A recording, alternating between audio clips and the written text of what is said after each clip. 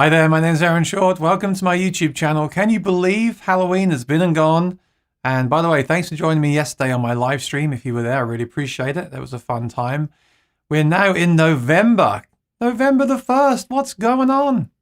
Well, we said we would cover and talk about humidity and guitars, acoustic guitars and electric guitars. In fact, any wooden instrument can be discussed today. It's a very important topic. We did the same stream last year. I think it's worth repeating every year, because I don't want someone to have to go through some bad experiences related to humidity. And even those of us that know about this subject can sometimes be reminded that we have to think about this time of year, especially this time of year. And if you've got any stories about this, please let us know in the chat and I'll share them with everyone. Without further ado, let's bring on my guest for today. It's Maury Rutch. How you doing, Maury? I'm doing very well. Thank you very much for having me, Aaron. How are you? I'm great. You got a round of applause this week. How about that? I don't know if it's deserved, but it's pretty cool. It's better than some of the sound effects I could have played, which I might get into later on. I know you like your sound effects, right? Oh, I love it. That's the one I want. Let's start over. Oh, look out, people. I have sound effects and I may use them. All right. Now, like I just said in the intro, we've done this before. We did the same video last year, so people can go and watch that again later on if they really want to learn even more about humidity and remind themselves twice. I think this is really important. Like I said, this is really important with anything. Actually, in apartments I've lived in, even the doors and anything wood can warp and change because of changes in humidity. But of course, acoustic guitars tend to have very thin tops, right? What's the guitar you've got there today? I have to look. I think it's an HD 28. Welcome to Maury's Music. Oh, I think it's an acoustic guitar. Are you sure? I thought it was a banjo. Okay. It's a very thin top. Yes, these guitars are built to move to the point of they shouldn't be so fragile that you can't enjoy them, but they're just shy of that. Yeah, and some acoustic guitars have even thinner tops, right? They deliberately have really thin tops. Yep. So of course they can be affected by changes even more. Like I just said, I've been in apartments, where the closet doors have changed shape and they won't close properly, and they're thick, right? So a very thin and fragile acoustic guitar top obviously can be affected by humidity. But what is humidity and what do we do about it? Well, we'll discuss that in full details today.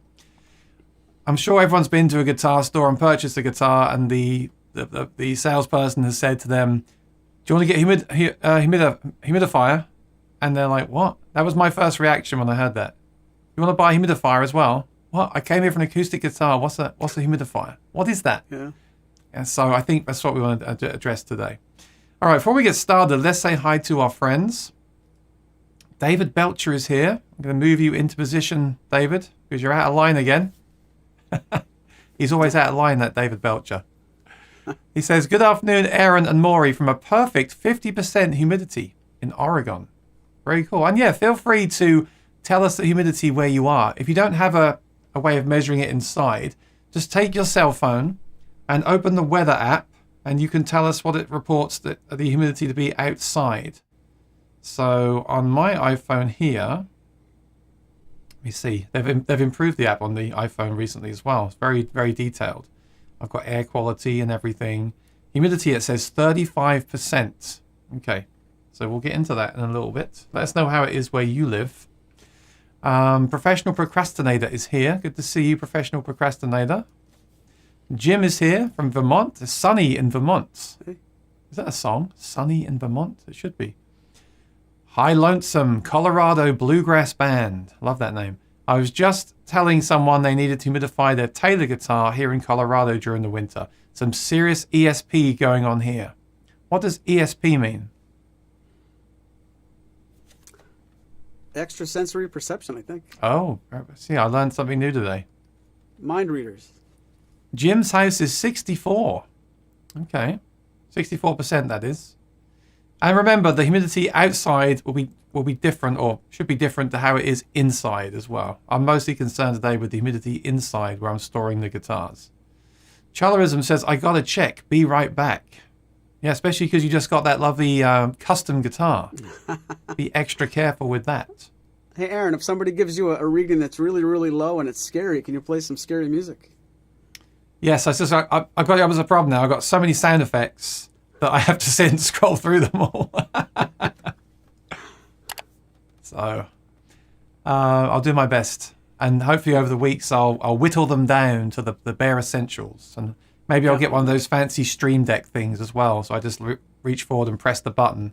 I haven't got to keep looking over the other screen. I'm like this right now. Watching from Cleveland, says Roeth, the stream is well timed as today was the first time in several months the humidity in my apartment dropped below 40%. So currently 35% in the apartment. Okay. Marks Henry says, good afternoon, everyone. Getting ready for a night shift in Mississippi. Remember, MISSISSIPPI. Been practicing that all week. Finally got it. Chalarism says 57%, about 8 miles south of Chattanooga, Tennessee. Okay. I wonder how it is in the UK. Rosanna's in the UK and says, hi, Aaron and Maury. Happy Monday. Professional procrastinator. Do Martin do any guitars with wood trim instead of white plastic? Yes, they do. The Modern Deluxe has a wood, you say trim, I'm going to say, what's the word? Binding. That's right. Are there any other models that have wood binding? Yes, Chalarism's custom guitar has wood maple binding. And any other you can purchase apart from Chalarism? Currently, I think that's limited to the Modern Deluxe series, if I'm remembering correctly. Patty Smith says it's 82% outside. Really? Wow, it's like that's humid. Yeah. DJ Shane, listening in Charlotte, North Carolina. Welcome, DJ Shane. Lee is here. Hi, Maury and Aaron, working again. Darn it. That's not good. Why are you working again? Come on. What's wrong with you? Come to America. Inside humidity in Plymouth is 76%. We got to talk about. I'm glad we're doing this show today, Maury. We need to talk about this. These numbers are all over the place. Outside temp and humidity 52 degrees and 41%. 61% inside. Patsy Smith says, and wow, 74% outside in Cornwall. I had no idea. It's been so long since I've been in the UK. I had no idea they had those kind of numbers. Wow. Yeah, if you haven't told us yet, please put your humidity readings in the chat. This is a very geeky week, but this is very cool stuff. 10 degrees in the UK. That's C though, not F. You have to, don't get mixed up more. And I get really confused talking to friends in England. Humidity in my two Martin cases, 51% and 52%. Okay. You might be getting a gold star. Alan lives in a camper. We have between 58 and 74%. Can change back and forth within minutes sometimes. Minutes, wow. Yeah, a lot of this is to do with where you live. And, I mean, so Maury's in a guitar store. So he has the whole place professionally humidified to be kept at the same humidity. I'm in an apartment. And I've said before, it can be a real challenge in an apartment. And I've actually got a different kind of problem right now because when we had that flood recently, it knocked out the boiler. So we have a temporary boiler. And what's happened is the heating has not come on yet. So it's really, really cold here. And that's the problem that I'm facing right now. It's really cold. So it's actually not too bad. It's it says a 75 and 49% humidity. So humidity-wise, I think it's a good thing that there's no heat. But then you've got the other problem. I don't know if we're going to talk about the cold and heat as well today, but the humidity is actually good, but I'm freezing cold. So that's another problem we could talk about, which is if it's too hot or too cold for a guitar. I guess we'll mention that as well in the conversation. And Eddie says 57% in the case. Okay, good. And Rosanna, if it's cold at home, you need to do more work to warm up. You know what I do? You see what I've done here behind me? I've turned the tube amp on. Tube amps get quite warm, so I got it turned on. It actually makes a noticeable difference in here. It's like a little heater. Roth says, if I want a guitar, I'd have to worry about, do I need to go carbon fiber? Yeah, well, that's why I have this one here, because there is actually wood on the top, but it's really for looks. The actual structure of that guitar is all carbon fiber, and that's why I leave it hanging up in the winter, because I haven't got to worry about it. Check out Emerald Guitars in Ireland. They are awesome sounding. Yeah, this is a Rain Song guitar. Good friends of mine. Rain Song Guitars. Check them out. That's the extreme solution. The extreme solution to today is don't play a guitar or get a carbon fiber guitar. Okay, we're going to assume that you've got something like what Maury's got in his hand there, and you want to protect it from the elements. That's what we're going to presume, right? So the first thing I want to talk about, Maury, is what is humidity? Because like I said, when I first bought my first guitar, I didn't know what they were talking about. Like humidity, what is humidity? Do you want to give us the scientific answer, or do you want me to read out what I got from Google? I was told there'd be no science and no math, so I'm going to make something up. But I'm going to express it the way that musicians will talk about it. It's the moisture content in the air, and the way we're going to use the term anyway, even if it's not the scientific definition.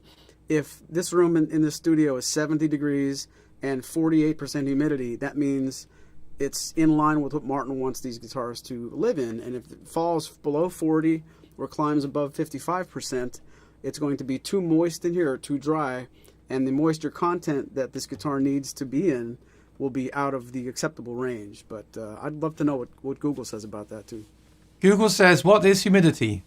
Humidity describes the amount of water vapor or water molecules in the air. So how much water is being held in the air right now? The amount of moisture that the atmosphere can hold depends on the temperature. Think of a rise in temperature like an increase in sponge size. A sponge that is half saturated with water is at 50% humidity. I think that's a good description. That's good. So how much water is in the air? So what can happen in the apartment is, obviously I want the heaters to turn on. I mean, it's not terrible. So Patsy Smith said, I'm feeling cold just in a t-shirt. This room isn't too bad because I've got the tube amp on, the lights are on. You know, and it gets warmer in here when I'm live streaming anyway. In the living room, it's really cold, especially on the floor. So I've got like a heated blanket on the bed, and the cats are on the heated blanket all the time now because the cats can't stand the cold. Aww. So they're very happy, right? But the good side of this is the heater is not on. It's not drying out the air in that sponge I just mentioned, right? That's what happens. When the heat comes on, it dries it out. And a lot of people don't realize, but in New York City apartments, there's no control over the amount of heat. It's either on or off. Oh. All right. So that's the problem. It's on or off. And when it's on, it's really on. It's like blasting. So what it's doing is it's drying out the humidity. It's lowering humidity. It's drying out that water, right? And it gets really dry. And what happens to your skin? Well, your skin goes dry. It's the first thing. Your lips get really dry. Your throat gets dry. So this isn't even, this is such an important topic. This isn't even just about guitars now. It's about your body and your well-being as well, especially if you're a singer. Like, you don't want your vocal cords to dry out, and you don't want your skin to dry out and be itchy, and this is what happens. So, there's an old saying, isn't there? If your guitar is comfortable, no, if you're comfortable, then your guitar's comfortable. If you're uncomfortable, your guitar's uncomfortable. So if your skin is like dry and cracked, and your lips are dry, and your throat is dry, the chances are your guitar is, well, actually, I'm going to say your guitar at that point is probably cracked. Because that's going to be really, that means it's really dry. So the other side of talking about humidity today is also about us as well. It's not just the guitars. It's anything like our skin or anything wood that we have. So it could be any wooden instrument. Like I said, even the doors in your closets can warp because they dry out and they warp and things like that. So it's more than just guitars. It's actually a really important thing to think about. Yeah. So that's the problem I have. There's two sides to humidity. There's too much humidity, which it sounds like in the UK they might have at the moment. There's too much, and then there's too little. So I'm focusing on too little because that's my problem, right? That's my potential issue right now. When that heat comes on, it will dry the place out. And when the guitar dries out, well, we'll discover what happens. But like you said, the manufacturer does recommend a specific range of humidity, and I believe that Martin recommend 45 to 55. And 45 to 55% humidity is what they're built in, right? The factory is always kept at 45 to 55, but that's how they store them and build them. Therefore, because they've built them at that, they want you to keep them at that when you take them home as well. Is that right? That's correct, yep. Yeah, so check with the manufacturer, because I'm thinking now maybe the Australian manufacturers might have a different number. I'm not sure, but that's what Martin recommend, and that's a good ballpark figure, I'd say 45 to 55. So some of the numbers we had earlier on, it was really interesting. I mean, we had like 74, but that was outside. That's too much, right? Yeah. We had 41. That's a little bit low. We'll discuss how low we can go. We think this is all based on experience. Obviously, try to keep as close to that 45, 55 recommended number as possible. Roeth said his went below 40. So obviously that sounds like a problem, right? 35. So if Martin is saying we want to keep the guitars at 45 to 55 and his apartment is at 35, there's a potential issue there. So I'm interested to know if Roeth is addressing that or if he's waiting for us to tell him the answer. Especially as he got that nice new Martin guitar recently. Yeah. So I'm sure he wants to look after it. All right, so that's what humidity is. So, like I said, there's two problems. You can have too much or you can have too little. Now, what happens to a guitar, Maury, when there's too much humidity in the guitar? Well, when there's too much humidity, kind of like what happened to you and me during COVID, it'll swell. The belly will get big. I'm still swollen. Yeah. The belly's still big. I'm only speaking for myself. What you'll see is the top of the guitar, they call this the belly behind the bridge here. This will actually swell and it'll climb. And it'll take with it the top and the bridge plate and the bridge and the saddle. And everything just gets a little bit higher, bringing with it the strings. And your action will raise. Intonation can actually go out a little bit because now when you take the geometry of this guitar that started out to be perfect and you raise the belly of the top, believe it or not, the distance between the nut and the saddle, which is exactly what the intonation is, it's gonna move a little bit. The whole thing's gonna move up and towards the headstock. So it's a little bit. You'll notice that everything's playing a little bit high. Your intonation won't be as good up and down the neck. It might be a little bit harder to keep it in tune. So over humidifying something will mean that the actual the wood's going to absorb more moisture, and it's going to actually get bigger. And then also, what happens to the sound of the instrument when it gets too humid? It's pretty easy to tell. Once you recognize your guitar is just wet, it just sounds softer. It doesn't project as good. It's going to have a situation where it's going to. We played early August. We got together with a bunch of our friends from the unofficial Martin Guitar Forum, and and after about an hour and a half, even Dick Boak made the comments like, "These guitars all sound like wet socks now." Like It just has this sensation of if you put a wet blanket on something, you can still hear it, but it's just sort of covered up. It has a covered up, loses its liveliness, and the treble suffers faster than anything. So it just sounds dull. So that's it. You can actually hear it. You can kind of hear the humidity. So in extreme situations, yeah. You go play at somebody's house in the garage or in their backyard when it just rained, and we did a gig about a month ago outside, and you come back the next day and your guitar feels like somebody was just spraying it with a little spray bottle, not soaking it in a pool and not dunking it, but it's wet. It really is just wet. Yeah, I hear it. I read it on the forums a lot. They say the summer's here. I can hear it in the guitar. The guitar sounds muddy. It's lost its definition. There's too much humidity. So then, of course, you've got to bring the humidity down. So that's a different problem to what I might have in the winter here in New York. It might dry out. And on the opposite of that, I've heard many people say their acoustic guitar sounds the best just before it cracks from lack of humidity. Mm-hmm. So a dry guitar can actually sound really good, but that's dangerous because it also might crack. So we need to try to keep it at this, what do we say, 45 to 55, right? We want to try to keep it at those numbers. So with your store, what is it in there right now? It is 48%. 48. Okay. Would you rather it was like 50? Are you really fussy about this, or are you just okay if it's within those two numbers?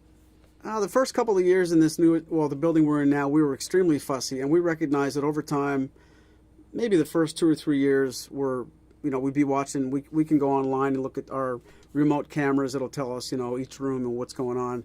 And it never really does get terribly far away from the target. So even on the worst situation, if we close on Friday night and we're not open here on Saturday and Sunday, I'm always here on the weekends to fill the humidifiers or empty the dehumidifiers. On occasion, I might come in and recognize that it's down to about 40 or 39 for an hour where it might climb up in the summertime if we're not really careful. And we're all hanging out at the pool and nobody wants to go down the store and see it. It'll climb up, towards 57 or 60. But the way that it works here, it's never longer than a few hours, and then we just rectify it. So I'm lucky in the fact that, part of our job is to be here 5 days a week and monitor the place on the weekends. It never does go unmonitored, and it's never climbed out of whack. But maybe 2 or 3 months after we were in our first building, which made us move to our second building, the actual heating system died. I don't know if I ever told you this, Aaron. No. In the middle of January, you talked about the boiler. The heat went out in Maury's Music store number 1, and that prompted us to get out of that building. The day and a half after that, we were in another building because we had no interest in having a place for all these Martin guitars where all of a sudden the heat's going to go away.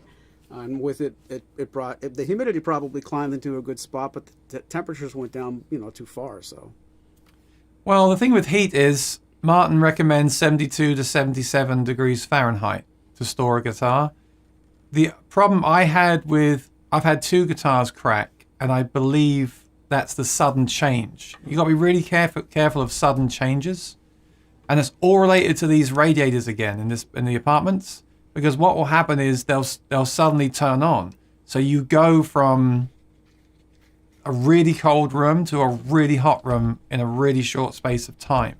And I believe that's what causes the cracking to happen. And I've got some pictures here I want to show on the screen. So let me just grab those now. I want to show some examples. And let me know in the chat as well if you've had problems with weather and humidity with your guitar. If you wouldn't mind, please share them, because I think we can learn from each other, So that would be really cool. Okay, so I grabbed a couple of pictures off the interwebs. Here's one. Let me just make it the right size. It might cover us both up. Or you might not see it at all. That guitar didn't crack, it blacked. Yeah, what happened to it? It just disappeared.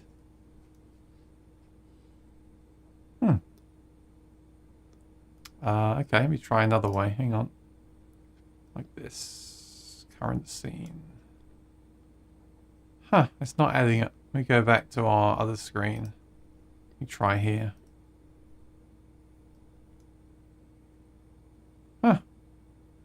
I do believe I found a bug on Ecamm Live. Since this is the newer version. Just try one more. Oh, that one works. Okay, I'll start with this one. So this is what can happen when you go from extreme temperatures. You get this kind of finish checking, right? I think I've seen a lot of guitars with this. A friend of mine in Nashville has a Gibson that's covered in this.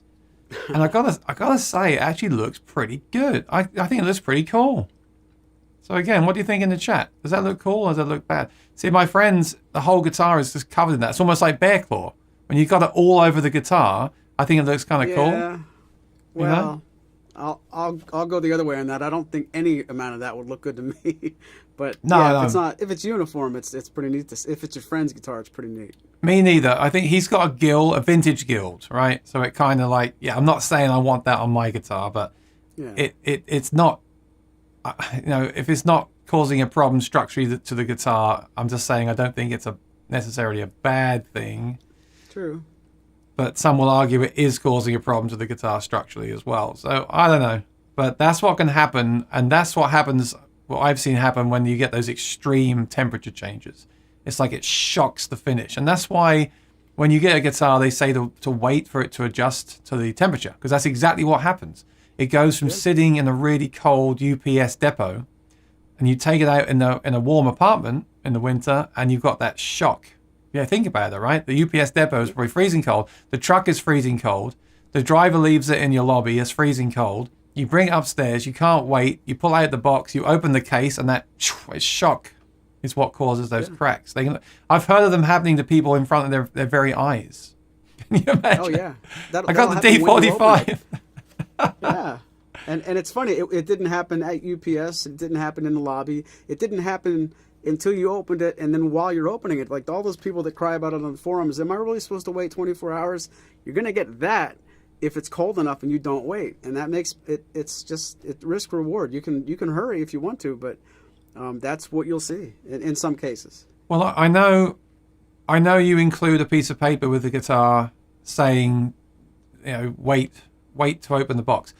I mean, I feel it's the same as what I said before earlier. Like if I feel comfortable outside the apartment and comfortable inside the apartment, and the box is not freezing cold to the touch of the shipping box, it's probably okay, right? I'm still not going to suggest that people do it. I think you should always wait with any package. Actually, even when you go to a gig, you should wait. You should open the guitar last, because if you walk into the gig and pull it out, then that's when the problem could happen. Where if you waited till you've set up the PA system and then you open it, it's going to be a lot safer. But that's how I feel about it. It's those extremes, right? It's those extremes. If you feel the box or your guitar case, if you're using a hard shell case and it's freezing cold, then don't open it. Wait for it to feel normal, room temperature, and then open it. Then you should be okay. Even then, wait a bit longer. I think using caution is probably the safest thing to do. It's just very hard for people to do that more. Even though D45 arrives, they want to open the box, right? That's right. And that's why you put a note on the boxes, right? Because you know what we're like. We have our notes inside the box, but kidding aside, Martin puts their own label on top of their Martin boxes. That all the dealer network just gets to use the same box. It comes with the warning on top of the Martin box. Let's see what this one is. Yeah, this is similar to the other one I wanted to show. So there's a crack in the top. Actually, no, there's a crack in the bridge. So that's something that can happen as well. You can see it, right? On the actual bridge there. And there's cracks in the wood. Too. Yeah, there's a crack in the top and in the bridge. And, there's some great videos online. There's a really good one that Bob Taylor did years ago, where he takes a cracked guitar and brings it back to life with humidity by adding humidity back again. But there's always been damage, and you can, if you rehumidify that crack might seal up. You might not even be able to see it, but it's always been damaged, hasn't it? It's always had that issue, so it's best to avoid it if we can. Now, Maury, have you ever had your guitar crack from the weather? Yes, I have, actually. I have an old Yamaha. I speak the truth. This is long before, this is the mid-'90s, so long before I was even a store. I had a guitar, and I learned along the way. I was another... you went to the guitar store, and when they offered you a humidifier, you're like, what do you need that for? Well, I went to the guitar store, and they didn't offer that. This is back in a situation where I didn't know about it, and I was not educated about it. My own fault, but I didn't have other people encouraging me to do it, and I ignored it. I just didn't know. And over time, maybe 2 or 3 years after I got it, I cracked all the way from the bottom of the bridge down to the end block, and a pretty significant. It was immediately significant. It didn't start getting worse and worse. It was just bad, exactly like that. I don't know that it was centered, but it was an old Yamaha LG8 maybe. I'll just keep talking and I won't make any kind of reference to what the heck's going on. You keep talking while I fix our room. Our room got messed up. I'm not gonna look. Okay, it's fixed. So yeah, it was an old Yamaha, and I still have it, but it broke my heart. It didn't make the guitar unplayable, but it was bad. I want to show that picture again. Oh, I can't because I locked it. It's that mouse again because it's so sensitive. It's so sensitive that if you just gently rub your finger over it while you're doing stuff, it just throws everything out of whack. It just changed your. See, look, I can do that. You see. Let me try again. Careful. Okay, there we go. Right. So that is the most common crack that I've seen. That's what happened to one of my guitars, because that is where there is a join, right? So the join basically comes free. So that's that's the seam. Yeah, that's not actually a crack as such. Like getting a crack in a different place is one thing, but that seam is quite fragile, I guess, because it's a seam. So that's a really common one. And again, it's not the end of the world if you fix it, but if you can avoid it, then that's the best way.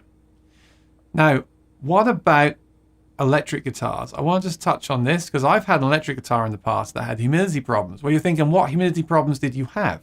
Because an electric guitar has a really thick body and a really thick neck. All right, we're not talking about these thin pieces of wood. Well, what happens is you get something called fret sprout, and you can get this on acoustic as well.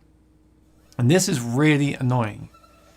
Fret sprout is what happens when the neck of the neck is wood and it dries out, but the frets are metal, right? The frets do not shrink. The neck shrinks and the frets don't shrink. So the frets stick out, and that's called fret sprout. So if you're buying a guitar, always run your hand along the neck, and sometimes they're so sharp they'll actually cut your fingers or feel like they're cutting your fingers. There we go. So that's that HG28 has been it's been trashed. There's actually Phil McKnight does. I'm just kidding, by the way. Phil McKnight does a good thing. He says he takes a pair of women's tights, he puts it over his hand, and he runs it up and down the neck of the guitar. And if it tears the stockings, then you know it's got a sharp edge on the frets. That's a really good test. Those are for. That's a really good test, and that's why Laurie doesn't have any stockings anymore. Oh no. No, but you can feel it. You can see it. You can feel it, and it's a real drag because to rehumidify the electric guitar neck back to where it was originally is really hard to do. Some people will take it off and humidify the neck by itself to do that, but it's really hard to do. And then a lot of people will actually file those frets down to match the new neck shape. Ah, yeah. And then my fear has always been, well, what if it then does swell up again? Will they then be too recessed? That doesn't seem to be a problem. Most people do just file the frets down when the neck shrinks because it doesn't really move much again. So that's what most people do. And I've not heard of this with acoustic guitars, I don't think. For some reason, never heard anyone with the Martin saying they've got fret sprout on it. Don't know why that is. Well, I'm sure it's not likely. Maybe because they're humidifying them for other reasons. Oh, yeah. So they yeah. With an electric guitar, we tend to leave them out. We're thinking, well, they're fine. And then the neck can shrink. A lot of that can be avoided with how the wood is treated as well. Yeah. So that's something to bear in mind. But yeah, I've had all those problems. I've had a crack down the center seam.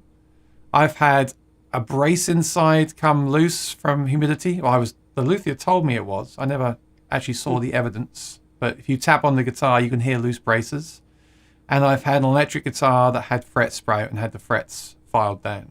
So I've had all those things happen to me. And look, I have a YouTube channel about this stuff. So that's why I want to do this today. I want to just remind people. And even places like the UK, where I think it's not really a problem, it's pretty stable over there. A friend of mine who's a drummer had a Martin, and he said it just exploded one day in the winter. It just exploded. My God. I'm not sure if he means it actually like combusted or anything. I think he just means it just went like that. Like Spinal Tap. I think he means it just gave way, right?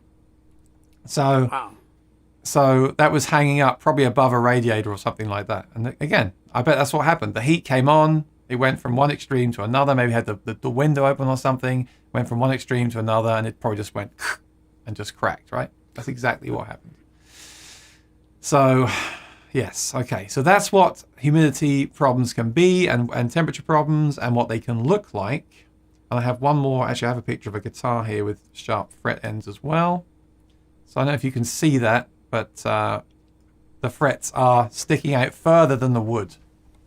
And the easiest way to check that is just to run your hand up and down the neck, and you'll feel it.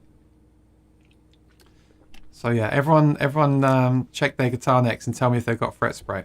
Everyone's going to hate me at the end of this show. I didn't know I had it, Aaron. Now I can't unfeel it. All right. So the next question for me will be, how do we prevent this from happening? But before we do that, I want to go back to the chat. So we say hi to our friends. And let me see where I left off. We have loads of chats here. Oh yeah. Okay. So Roeth says you'll check out carbon fiber guitars. I don't usually like the tone of them. They certainly sound different, Roeth. Yeah, you have to try them. I love the fact I haven't got to worry about this. And I know we've spoken before about some of the Rhodes series and the LX series guitars because there's like less wood, so they're less susceptible to these things, right, Maury? We've spoken about that before. What On the X series, yeah. X series. So if someone's really worried about this, but they want a Martin, you would say get an X series. I certainly would, yeah. Okay. I guess there's two things there. One is they're more affordable, so if something did happen, it's easier to replace it. And two is there's less wood, and they're more structurally kind of solid. There's less delicate woods. Again, I mentioned at the start of the show something like a $10,000 custom with an extra thin top, right? That is the one you want to make sure you keep in the case at all times. The X series you could leave out on a stand and not worry about it as much. It could still get a problem, but you haven't got to worry about it as much. Okay. Alan says, I didn't know over 70% is okay. Would you say that rapid up and down changes are worse than the constant high or low? So no, over 70% is not okay. That's too high. That's going to belly up if you have it like that.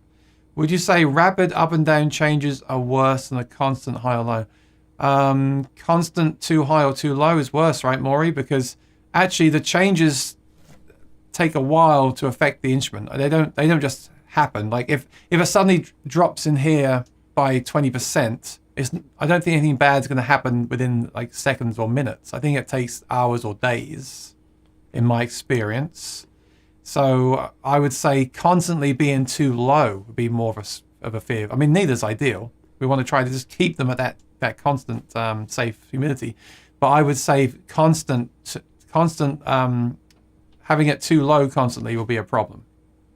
Would you agree with that? Yeah, it depends on some of the devils in the details. They're constantly 20% is awful. Constantly 40% is not as bad as quickly going from 70 to 40. A quick change that's drastic is worse than a constant slight low or slight high. But it's you got to, like, if it's the winter time and you go into a gig and the gig is just like you said, sometimes the heat just kicks on in New York. If it's 30 degrees and really, really dry in your car, or I should say, humid in your car, and you go into the gig and it's 75 and humidity is 10%, and that all happens in 15 minutes, that's terrible. So I think I remember some people at Martin telling me that the quick change is the real danger, but I don't want to say that to leave too many details out there that if we don't finish that sentence, to somebody watching this program think that constantly being at 35 is okay. Like you said, they're both wrong, really. They're both dangerous. Yeah, neither's good. With humidity, it's like 45 to 55 is where you want to get it. Now, sometimes I can't get to those numbers here, even with humidifiers running, or certainly not in the room, maybe in the case, but even the room with like 2 humidifiers running, I just can't get it high enough. And sometimes it's stuck around 32, 35. But I mean, yeah, I also, on the flip side of that, Maury, I don't want people to obsess over this so that they never do anything else, because that's the other problem with this. Sometimes we just get completely obsessed with, the guitars, Yeah, there is some leeway, but at the same time, let's try to keep them as good as we can. Jim says the warmer the air temperature, the further apart are the air molecules, leaving room for more water molecules. Makes sense. Padded Pedal is here. How you doing, buddy? Good to see you. Alan says you don't want your G string to break.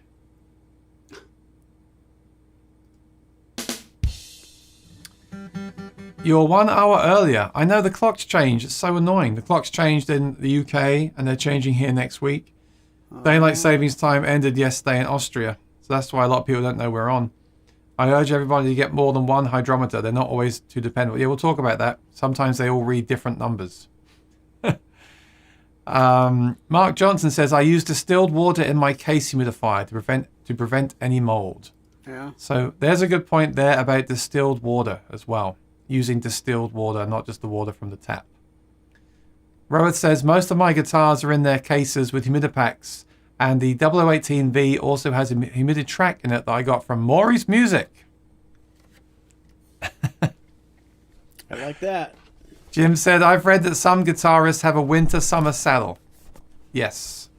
So because the action changes when the belly drops or raises, a way around that is to have two saddles. I know a lot of people that do this. They have a higher saddle and a lower saddle. I've never done this. I just try to keep mine at a good humidity percentage, but I can see why, especially some people that travel a lot or do live in extreme temperatures and humidity ranges, might want to do that. So have you ever done that for someone, Maury? Have you ever made two saddles for someone that they can use in winter and summer? For me, yes. Oh, you do that yourself? I do, but wow. I don't think more than a handful of our customers have ever asked for it. But I've Martin's Tim Teal turned me on to that a few years ago. I thought, I should try that, and as soon as you try it, then it seems silly not to do it. But it's not it. Maybe I'm not oversimplifying the fact that there are times I forget that I did it and I go too long with one of them, so it's not a necessity. But I'll open my guitar case sometimes to change strings. I'll be like, there's that other saddle for the other time of the year, and which one is that? Because I've had mine in past the change, so I do have two of them. It's a good idea. Good. Again, I'd rather personally just try to keep it at 45 the whole time and not do that, but I do know a lot of people do take that approach. So that's cool. That's worth considering. And then I'm happy to live in a 120-year-old house with thick brick walls.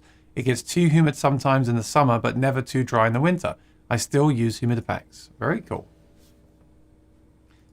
Jim, all my Humidipacks have swollen up over the summer. Yeah, I'll talk about that as well.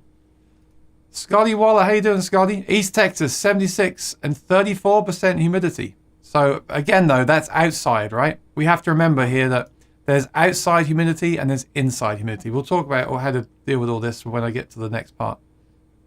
Rich Johnson, good to see you here. In the winter in Chicago, I work hard to get between 35 and 45%. Yep, me too. That's the problem I have. I haven't fired up my humidifier yet. 35%-ish in the room, 43 in the case. So it sounds like you're okay then. But yeah, it can be a real challenge to get those numbers up. It seems to me it's easier to humidify a guitar in a dry area, Humidipacks in case, but limited options for reducing humidity without treating the whole room or building. Well, actually, the Humidipacks work both ways. They take in humidity and they release it. So that's why I'm a big fan of those things. They work in both cases. So again, we'll talk about that in a second. I've purposefully left out an acoustic, no treatments whatsoever, an older Fender. I haven't gotten any fret sprout from it. Only had it since NAMM 2020. That's cool. Although I would say this, just because one guitar doesn't get fret sprout doesn't mean you're out of the woods, you know. That could just be that guitar.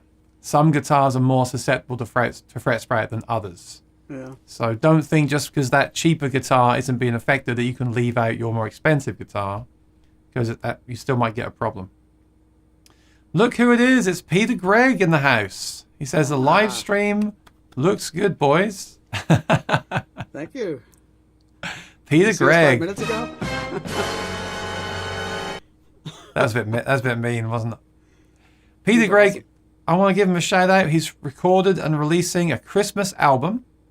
His live stream, his channel all year round is always Christmas, and he's made a Christmas album, and it's for sale on his channel. So if you're interested in that, go and check out his channel. You can purchase the CD. I do have a copy, and I'll be playing it during December. Oh, he also asked me to record a duet with him of a bonus song, and I went over to Maury's stream, and he asked him exactly the same thing. So I didn't feel very special after that. Rich says, I only use Humidipacks in the summer to control humidity. Interesting. Those packs don't work long in the winter here. Wet sponge seems to work best for my situation. Okay. Yeah, because the Humidipacks will dry out and you have to buy new ones. That's the downside of it. We'll go through all the options as well. If you're lucky, I might even go back in the closet and get my box of humidifiers if I still have it. I have like various ones that I showed last year. I think I still have that. I'll do that while Maury plays a song. Okay. Mark Johnson says, I wonder if you put a dry sponge in your case, would it lower humidity as it may take in moisture? Yeah, you can do that too. person could check by checking hydrometer. Forgive me, I'm really focused on guitars drying out because I'm living in an apartment that gets really dry. So I have to keep reminding myself that some people have the opposite problem, where there's too much humidity and they need to reduce it. So that's why the Humidipack solution is good. It works for both situations. Jack Wickwire says, for years I've used a Venta air cleaner, also acts like humidifier in the winter. I use Humiditracks and Humidipacks as a backup. Okay. Jack? My Humidipacks are just now starting to get rock hard. They get back to their original state sometime in June usually here. I like the Music Nomad stuff and the round one with gel pellets. Round one, I don't know which one that is. I opened the guitar early on at a gig so it acclimatizes to the room and will be most stable for tuning. I would say don't open it too early though. Like the guy that sets up my guitars, if I get to his apartment, he'll say, wait. You know, you get to his apartment and you go to open the case to give him the guitar. He'll say, no, wait, hang on, just wait a few. Or if you've got an electric and an acoustic, he'll say, let me look at the electric first and then the acoustic. I think it's good to wait before you open the case to avoid that shock factor that I said before. That's a good tech. Yeah, so I think I would disagree with that. I think I wouldn't open it early. I think I'd leave it in the case so it's less shocked when you take it out of the case. Jim says, I've been to New Year's Eve parties where my friend Dennis, who makes True North guitars, would bring his first prototype guitar in a case that looks like a Jiffy Pop Pan. A Jiffy Pop Pan. You know what that is? I do. That's an old way to make popcorn on the stove. Jiffy Pop Pan. I have to Google it. That's, okay. You're such a Brit. I never heard of Jiffy Pop in the 11 years I've lived here. Wow. I know. I learned so much from these streams. It's great. I'll make some next Monday. Rich says, I pull out the guitar an hour or so before I start to practice to allow it to acclimate as well. I've tested and sometimes you can pick up the small changes in tuning from fresh out to sitting. Oh, okay. So you're saying you let it acclimate before you play it, because when you play it, it's going to be moving around more. I guess that does make sense to me. I just think it's important to let it get used to that new temperature. When you walk in that venue, especially like I'm thinking back to the UK, they'd have like wood fires and open fires.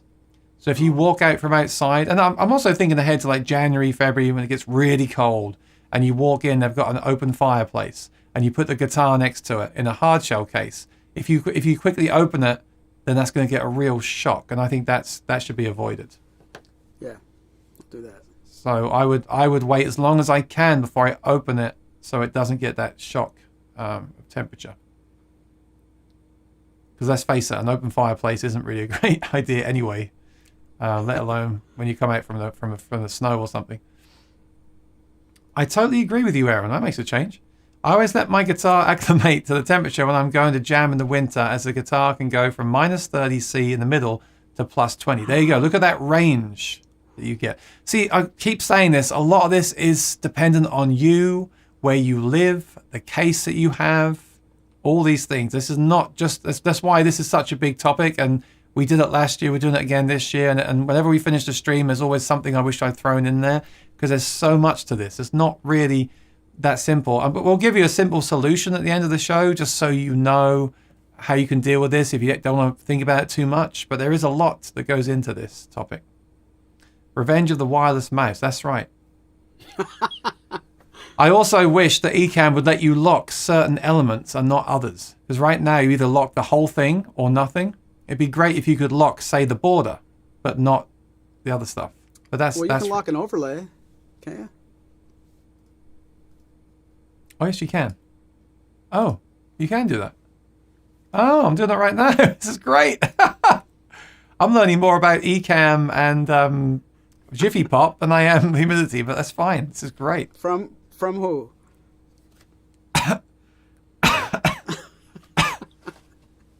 From who? From Maury Rich. I'll give you that one. That is actually great. I didn't know that. Wow. You're welcome. So that shouldn't happen again. I think guitars can be a little bit tougher than many think. My dad has an acoustic from the 50s, 60s at the latest. He's never ever did anything and sat for many years. It's still good. Well, I also have this theory that a brand new guitar fresh from the factory might be not as stable as an older guitar. Would you agree with that or not? I would, and during this kind of program, I'm so afraid that what I say and I stop talking puts out the fact that I've stopped talking means the opposite's also true. I wouldn't tell anybody watching this, if you have a guitar that's 10 years old or older, don't even worry about it, you're fine, because it's all on a case-by-case basis. But I do think the older the guitar gets, the more it's going to withstand things, and then it's buyer beware anyway. But yeah, I think that's true. Okay. All right, we got so many chats. I love it. The chat is why I'm here. But the thing is, I want to grab that humidifier box. So, Maury, let's take a little musical interlude. Can you play us some music on that? Was that an HD28? Yes, it is, right? Yes, it is. So let me switch over to you. And while you're doing that, take your time, because I'm going to grab my humidifiers, and I'll be right back when I got them, okay? You'll be missed. Oh, wait, I better hide this one.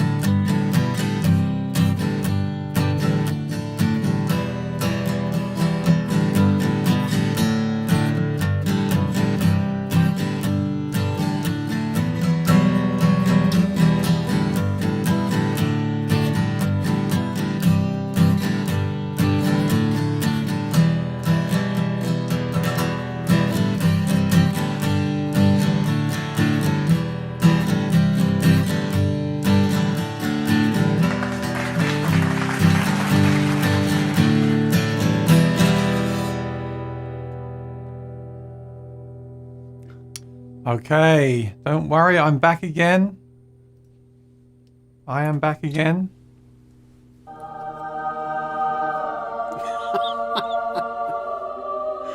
Wow. Wow. Okay, this is longer than I realized it would be. Nice fade out. Why is it so long? Yes, I got some new sound effects. All right. This is the box of humidifiers that I used to use all the time. There's actually some missing. Let's go through them. Let's see what we think. So, here is a Planet Waves. Planet Waves. So you see how it works? It's a little plastic box. It's got holes in it, which will release the moisture. And inside, you have a sponge. So you wet that sponge and put it inside. Now, a lot of people will say that they make these themselves, and you can actually do that. I've never done it myself, and you've got to be very careful if you do it. You don't want anything to leak in the guitar. Okay, but you can basically take like a Ziploc bag or something, a sponge, wet it, put it in there, put some little holes in there, and that is a basic humidifier. The only thing is, be really careful, because you don't want it to ever leak in the guitar. That would be terrible. And that's one thing that could happen with this one here. I guess it could leak. Actually, is this for a guitar or for something else? I don't remember. I don't use this one. Baby uke. I think it's for a ukulele, yeah. So that can go. It's little. Now, these ones obviously I don't like because they block the sound hole and I can't sniff it with ease. But having said that, these are really good in emergencies, I find. This is by Kaiser. It's called the Lifeguard Humidifier. And this is good if your guitar gets really dry because it actually plugs the whole sound hole. So, and it's even got like a little lip in it. So you wet the sponges inside. Again, I think that's the thing to stress today. You don't want it to leak in the guitar. If you were to saturate that with water and just stick it straight in the guitar, there's a chance that that's going to drip through into the wood. So what you have to do with this one is wet it and then really wring it out completely. You dry the whole thing and then put it in the guitar. But this is actually pretty good. If you get a guitar that's really dried out, then these can be kind of cool because it seals it in. It seals in the moisture so it can get out. I used to use one of those, yeah. But it's only getting out through here. Think how big like a dreadnought is. It's not going to get into the guitar.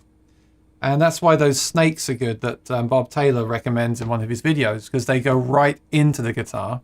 And he even uses 3 or 4 of them. There's a really cool video where he does it. I didn't even press the button. Wow.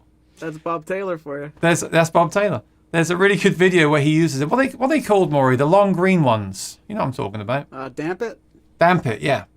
Yeah, I'll bring it up on the screen. Damp it's are good, again, for really bad guitars. Of course, we're not going to have this problem because we're not going to let our guitars get bad, right? So this shouldn't be an issue. But if you ever do get, if you've got a friend who's got a guitar and it gets really bad, look, check this out.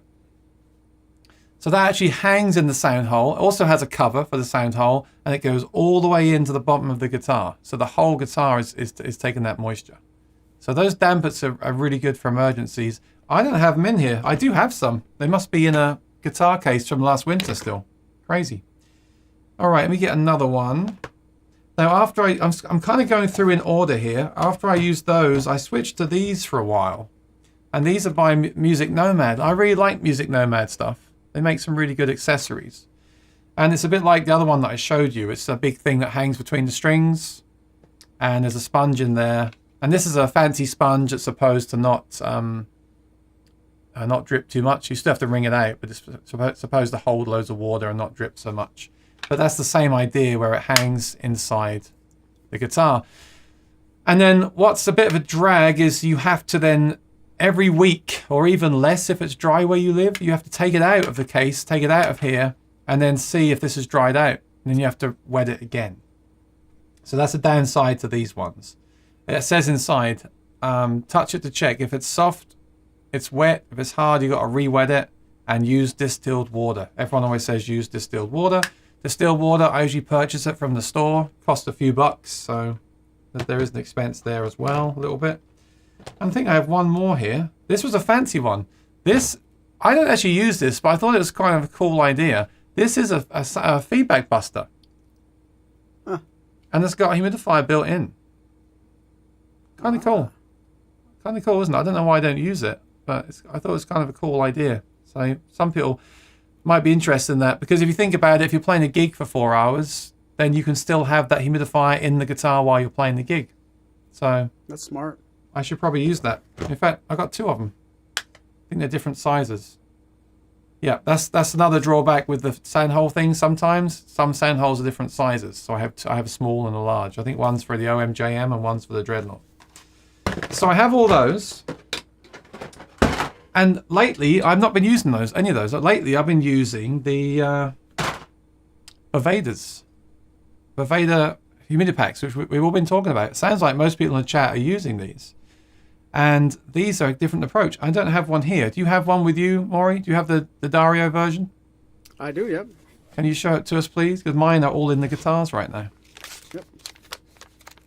So I have Boveda and Maury has Humidipacks from Dario, and they're basically the same thing. I think Dario actually buy them from Boveda. That's what I've heard.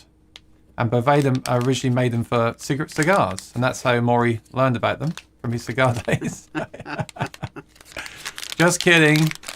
No, but they're the same product. So I've got in the description of this video, I've got a link to Maury's music, where he's selling these, and I've also got my actually I don't have a link. I have a link to Thomann. If you're in the Europe, you can buy these from Thomann from my affiliate link. So check those out. These are what I recommend. They're not perfect, as nothing in life is, apart from this live stream. That was obviously not true. They're not perfect, but they are, for me, they're the best compromise solution. And before I tell you why I think that is, I'll let Maury explain why you should get these. Anybody who just joined us 20 seconds ago might still think this is a perfect live stream. I encourage you, don't watch the beginning of the show or the part after that or the middle, but we have or the Diodario. Yeah, stop watching now. The Diodario Planet Waves Humidipack. You get 3 of them. This first pouch would go in your guitar case. There. Will go in your guitar case under the headstock. And then there's 2 other what I would call saddle bags.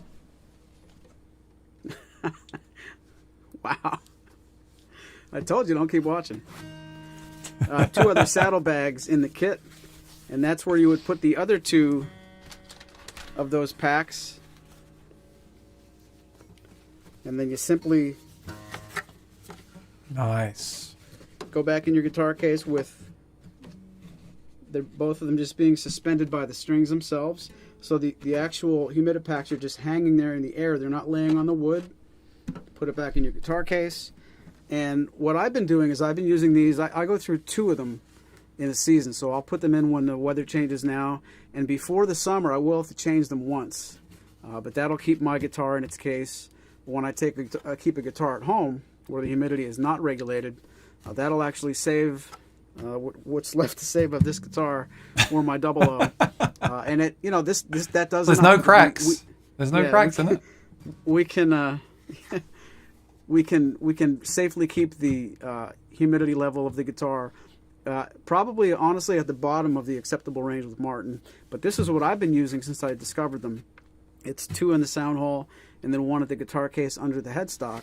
And that's what the basic kit is. It's called Humidipack, and that's what you get whether it's Boveda or the Diodario Planet Waves. But that's what I do use.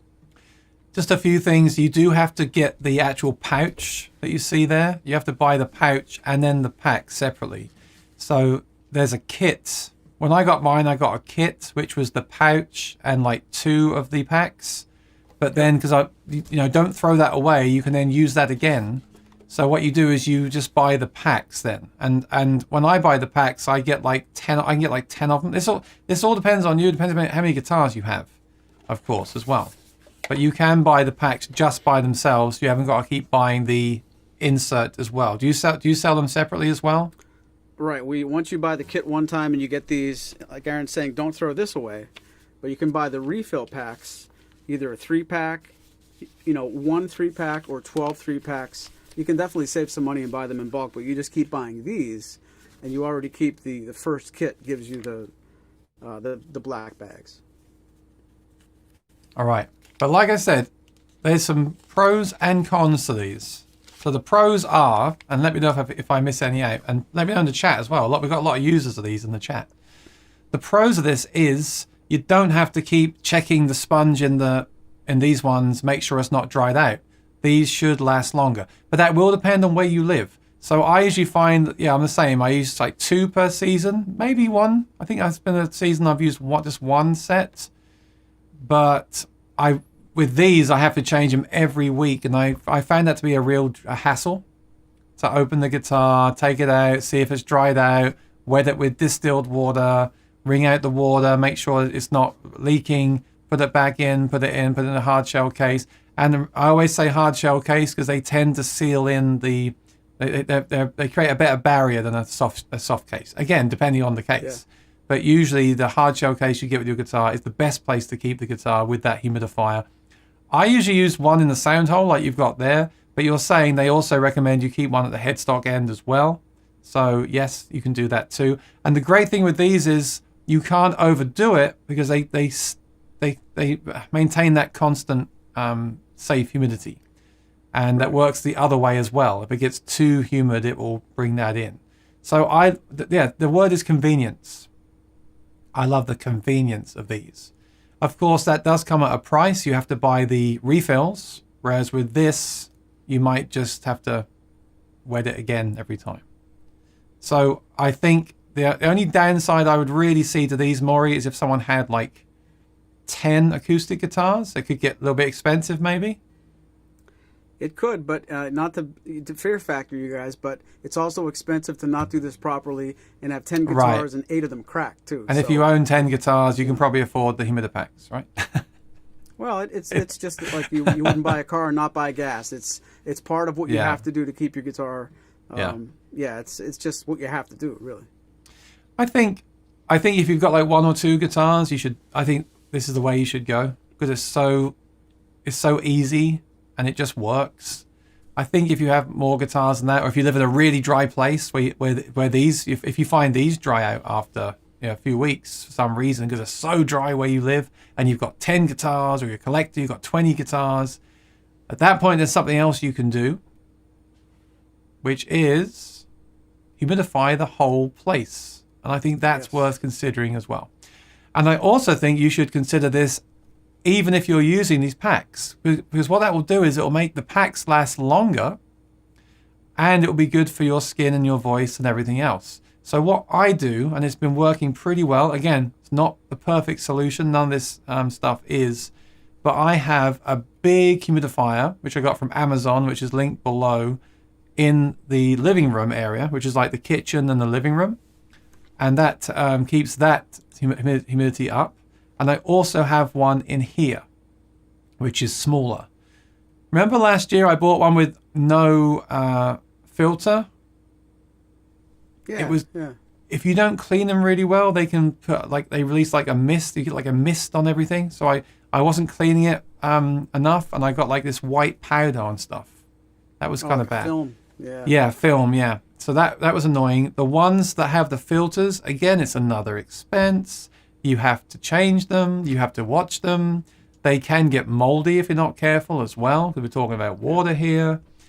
But for me, the thing that's worked the best for me so far is to humidify the room with one of those, again, a link below, and I'll show a picture on the screen as well. Come back over here. For me, the best solution has been for that. Also, because I sing, I don't want my voice to dry out either. And then humidify the guitar as well with these humidipacks. That's what I do. So again, there's many ways you can do this. That's how I do it. This is a picture of my one, the big one that I mentioned. Looks like that. Nice. So it holds a lot of water, but I still have to refill it every few days. It's crazy. When you think how much water is being released from these things into the air, that's how dry it gets. It's absolutely crazy. So I really like that one. That's by Honeywell. The first one I had actually broke, but they replaced it. And I think it's fine if things break, if the company stands behind it. And they gave me another one, so that's fine. I'll recommend that. And then I have their smaller one, which is now discontinued. They seem to change these up every year. It's really weird. They've got a new one, looks like this now. Different design to mine. Okay. It's smaller. It's $30. I mean, $30. Yeah, you have to buy the filters, but I find the filters are, again, easier. So that's what I'm doing. I'm sure at your store you have professional humidifiers, right? Well, and down here in the small studio, I don't know if you can see this, but I have it's a big, it used to be called Kenmore. You guys remember that brand? Oh, yeah. It's a Sears brand. You could probably put it's probably a 7 or 8 gallon container. Two 5-gallon buckets are always on standby. We have garden hoses and faucets and buckets everywhere. We can never let this get more than halfway low, because then do you want to have all these guitars have problems? But to go back to Aaron's point, I'm going to go on record. He made a point that if you have 10, 15, 20 guitars, it might be better to do the room humidifier away and then add the humidipacks. I'd go so far as to say I recommend if you can, humidify the room first, even if you only have one guitar, and then let the humidipacks do the rest of the work, or maybe you won't even need them. I think it's always better, it's more consistent. It's probably easier to take care of. If you end up borrowing 2 guitars, now you have 3, but you're going to give 2 of them back, or you're trying a guitar and you're not sure if you're going to keep it, you might be buying it online and having a return period. If your room is humid, that's the best that you can get. So if it's not too hard to do, I would try first to humidify the room with a room humidifier like Aaron showed you, and really only then, if you still need more help than that, and or if you take your guitars out of that room, that's where the humidipacks really can help. I think the room's really, I mean, as a singer And as someone that doesn't like getting the static shocks and dry skin, for me, the room is a whole different thing. That's really important to do that. And then the guitar is so easy because those humidipacks just sit in there. And if the place is stable anyway, they shouldn't even dry out. So they should last you the season if your room's done great. But then it means if you do go out, say if I go to a show and I use my gig bag, I don't like taking the hard shell cases to gigs. It's too much of a hassle. So if I use a gig bag and that's in there, at least it's getting some humidity from that as well. And a really good tip I got from my guitar tech was get a trash bag with the drawstring, put the guitar in that, the body of the guitar in that, and tighten it with the humidifier in there, and then that kind of creates a seal while you're out and about. So I was doing that for a while. It doesn't look very good when you show up to a gig and take your guitar out and it's in a garbage bag, but it does work because that plastic. Think about it, the plastic is sealing in the humidity. So that's a good tip as well. Tommy Emmanuel always says he takes his guitars in the shower to get that steam. That's another thing, like when you run the hot shower and the steam's coming out, that can be great for the voice. And also if you're very dry, that's a quick release of humidity. It's not ideal and you can't sustain it, but things like that are worth bearing in mind. He's, I always laugh when he says that, but I'm pretty sure he's serious about it. So yeah, that's what works for me. There's like a million ways you can deal with this. And some people just don't deal with it at all, which is fine too, if that's what you want to do. But the way it works for me is, and I'll be honest, it's kind of a hassle, but I do it. I have the big humidifier, the small humidifier. I fill them up. I change the filters. They don't get moldy. And I use humidipacks in the guitars. And sometimes if I've got like an electric that I think might be getting fret spray, I'll put some of those dampers in or the humidipacks in there as well, just to try to keep them from doing that. But it's probably the biggest challenge for me with these guitars. It's the fact that they're wood and you've got to look after them. I didn't really deal with it in England. I feel like in England it's more stable. But then, like I said, a friend of mine did have a problem with his guitar. So explosions. Exploding guitar. I think he meant. I should ask him. I think he just meant it just went pop. Yeah. That's what's going to happen, right? So yeah. So there's many ways that you can deal with this, and also keep your guitar in the hard shell case. Don't leave it out on the stand. That's why I have the Rain Song. I love having a guitar hanging out on the wall like that, but I would not leave the Martin there. I just wouldn't do it, especially when it gets even colder and the heat does come on. It's too risky, really too risky. So use those hard shell cases as well. So yeah, it's a bit of effort. It is a bit of effort and a bit of expense as well, but I think it's worth it. I would rather go through that than I would deal with a broken guitar. And like I said, I want to have the room humidified for myself anyway. My dream would be to have like a house with a built-in humidifier. I think you can have those installed in your house, right? Yeah. And then you just say, I want it to be 45 all the time. That would be incredible, but I don't have that. So if you have that, then that's great. All right. Do you have that, Maury, at your house? No, I don't. Darn it. All right, so we got 15 minutes. I'm going to go through the chat. We've got a lot of comments and questions here. So let me know what you think about it in the chat. Like I said, there's many ways you can deal with this. So do you agree with what I'm saying? Do you have a different approach? Have you ever had a bad experience and wished you'd done things differently? Let us know in the chat. And I was going to say, how many likes have we got?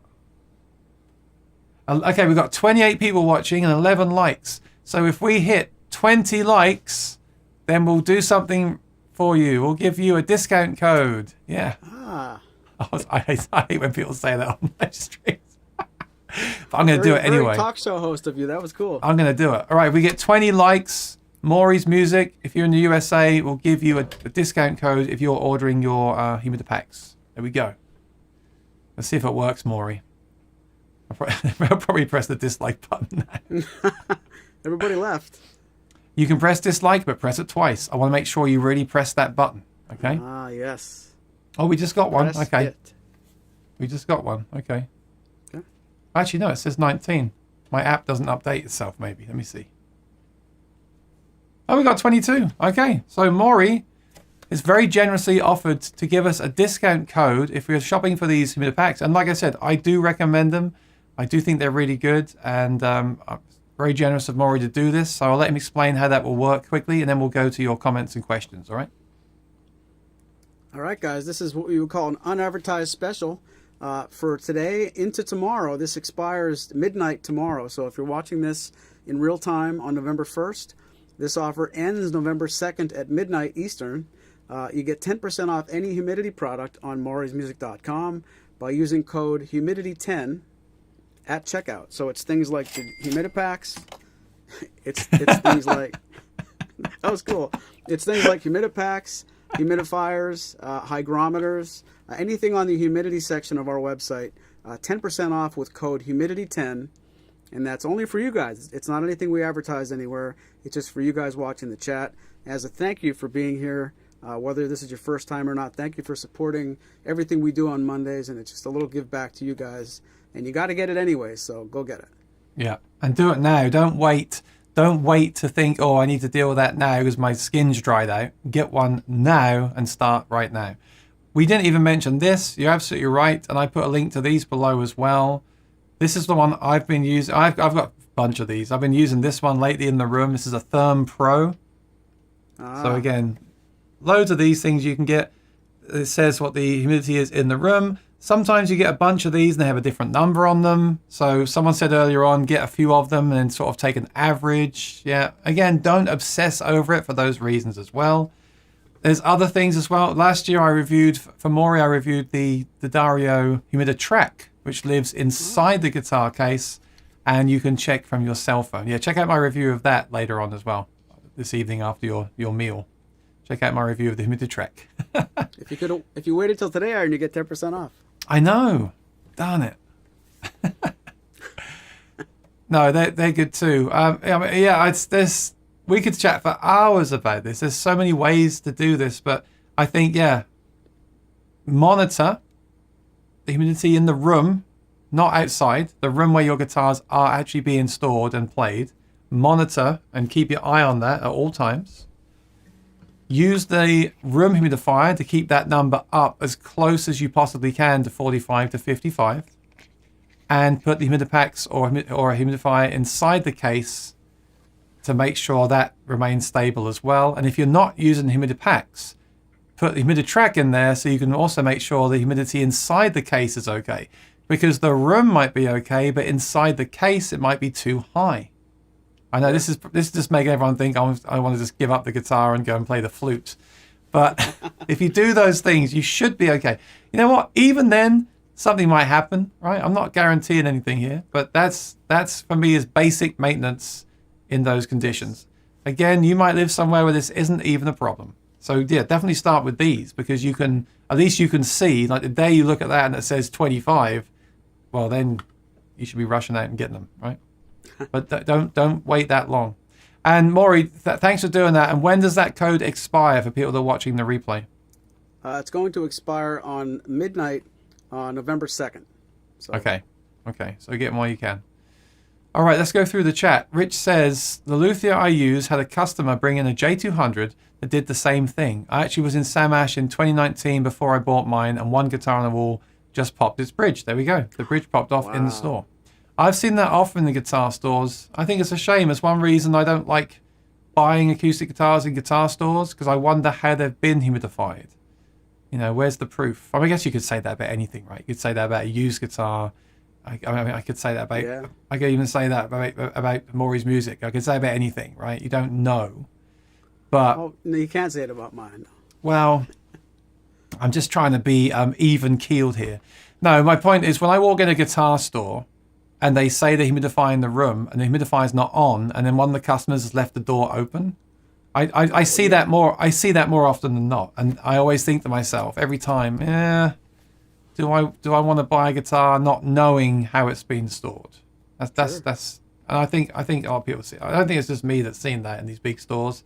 You see that happen all the time. But yeah, buying used as well. You don't know if the person has humidified it all year round. You don't know. I think the problem I have, Maury, is the inside of the guitar. How do you know if there's not a crack inside the guitar or if there's a loose brace or something like that? Right. These are all the concerns I have with buying a used acoustic guitar and even an acoustic guitar that I know has been looked after. There's more potential issues that could be there. So and good point about buying used. Buying used, you don't know if that's the second owner, the fourth owner, if they know how many owners were before them. Yeah. I guess you can check it. I guess you can have a professional go in there and check the inside with a mirror or a camera and make sure everything is as it should be. But definitely the acoustic guitar, like we started the show with, acoustic guitars are kind of more fragile, aren't they? More susceptible to this stuff. Sure. And then with shipping as well. So to check for fret spray, put a nylon stocking over your hand and rub up and down the neck. If no snag or doesn't tear, the stockings are good. Yeah, that's what Phil McKnight is saying that all the time. That's how he does it. Never heard of that, Maury? That's not what I do with my stockings, no.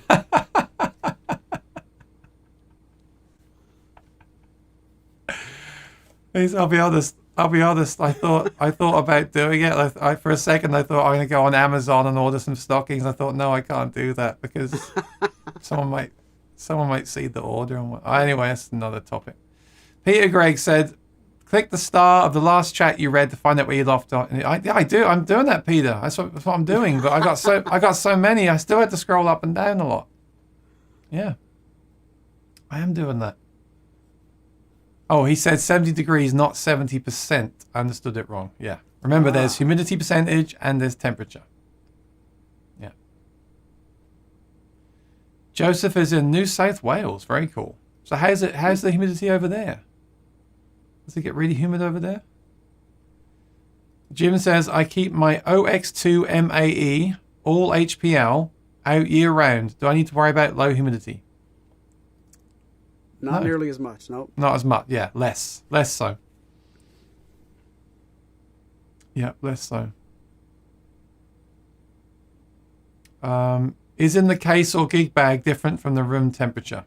Yeah, that's why it's good to put the humiditrack inside the guitar, because that will tell you, without opening the case, what's going on in there. Because once you open the case, it's going to change everything anyway, and you're going to release the humidity that you're trapping inside. That's why those humiditracks are really clever, because they're always in the guitar and the case is sealed. You haven't got to keep. It's like when you use.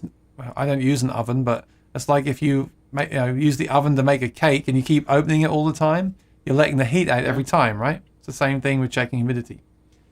So you could put this in the guitar case, but then you have to keep opening the case to read the number. With the Humiditrack, you just check on your phone, and it can even notify you of when it's too dry. Right.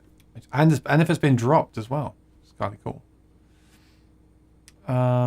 Okay. I live in Australia. It's a country of extreme weather changes. My Maton guitars are built for Aussie conditions. My Martin, I feel, is more delicate. Yeah, I've wondered that. I feel like the Australian guitars might be a bit less susceptible.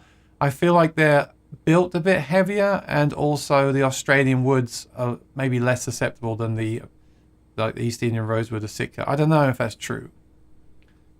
I had my mini Maton got really dry.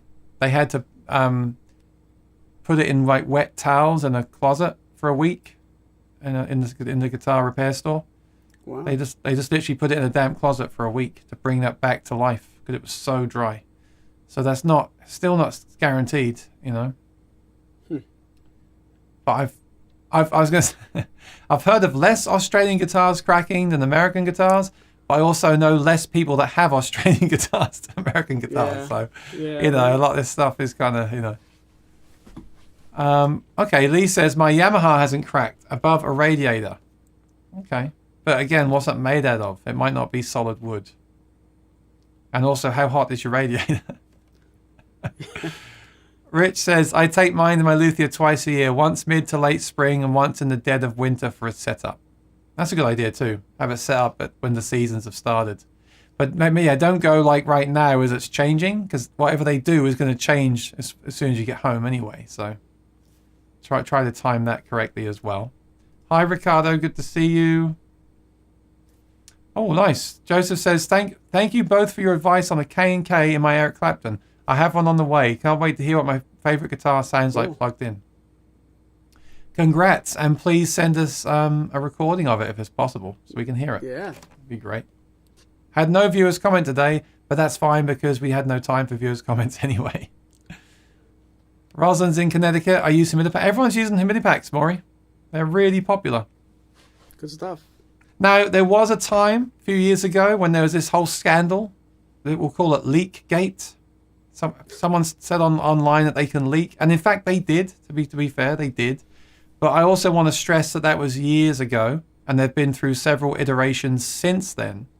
And I've not heard of anyone's leaking ever since. So, but at the same time, they are pouches full of liquid. So don't play frisbee with them or anything.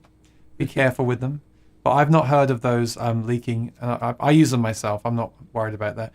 And, like I said with these other ones, anything you put in your guitar has the potential to do something, right? But I know that was a big issue years ago. And I just want to bring that up because if you're Googling it right now and you see that, it might put you off. But just always read the post date when you see those posts on forums. Yeah. I think it will say 2013, so you're fine. And you can also rehydrate them. There's a video on. Oh, really? Okay. Now you can, because they take in humidity and moisture as well as release it. So you can rehydrate them.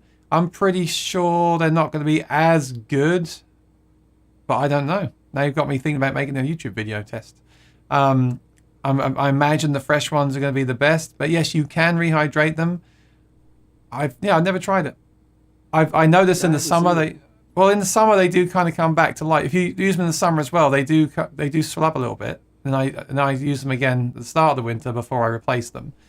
I just like to know how effective they are when they've been rehydrated, if they're still as effective. Hey, if they are, then that's great. So I'll try it.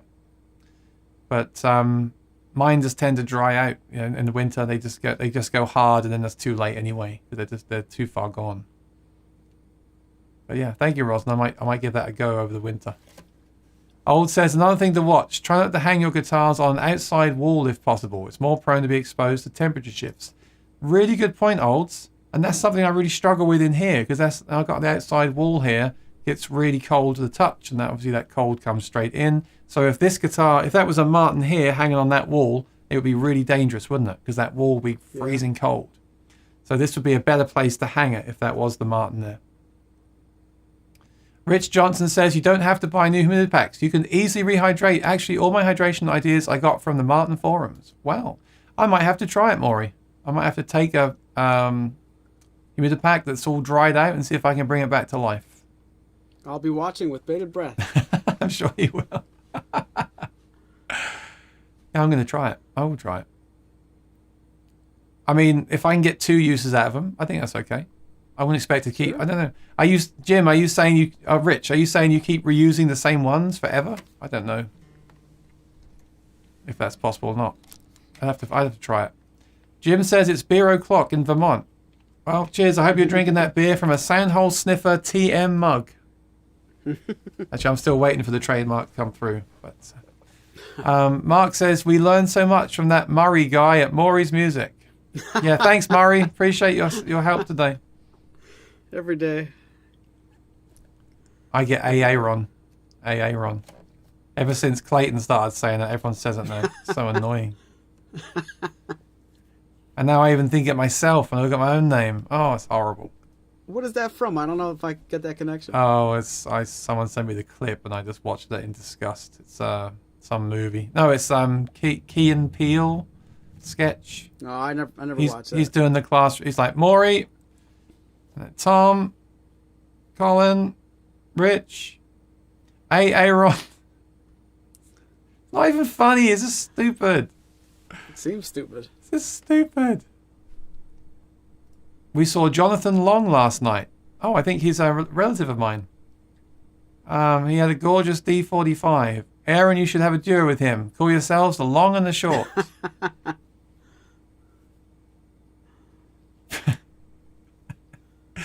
Is that the sound of Aaron trashing his crib whilst Maury... Oh, really? I didn't mute the microphone. Oops. Oh, when you went to get your humidifiers, yeah.